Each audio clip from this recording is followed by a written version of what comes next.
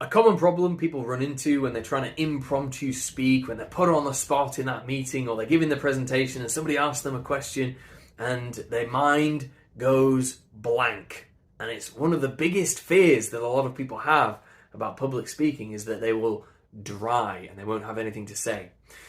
The reason people don't have anything to say is because they have changed their intention from delivering the message that they were trying to deliver to not messing up or not looking like an idiot or some other intention that is disconnected from the original purpose of them opening their mouth.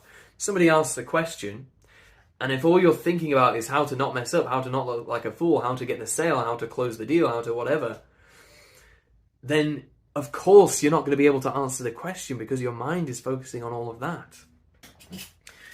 If you find that when you're speaking, you are struggling, you get a sort of mental block, you can't think of anything to say, don't start feeding attention into the mind, trying to think of stuff to say until you've reconnected to your intention. Why I've put it down there, down here in the solar plexus, is because that is the chakra that is for authority. I once met a samurai who said that whenever you're fighting, you should fight from your solar plexus because it's far enough away from your head that it doesn't get confused by all the thoughts and the imaginings and all the other things that happen. And when people get stuck and they can't think of what to say, usually they're spiraling into their head and they're going off into all these thoughts and negative thinking, and they can't bring anything to bear that is actually useful with regard to the message they're originally trying to convey because their intention was lost.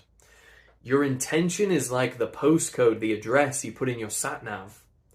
Once you have a connection to that, once you have a firmly established address you're trying to head to, your sat-nav, your computer will calculate a route to get there, and then you can start to deliver that out of your mouth. The speech is the last end, the thoughts and the imagination, the language, the words, that's the middleman. The originator of it all is your intention. So if you find you're drying, reconnect to your intention. What do you want? I want this person to understand what's happening inside them when they dry and can't think of anything to say. And if I focus on that objective, then anything I'm saying from that point, the words, the language will all form around that intention, that objective, and I won't run out of things to say.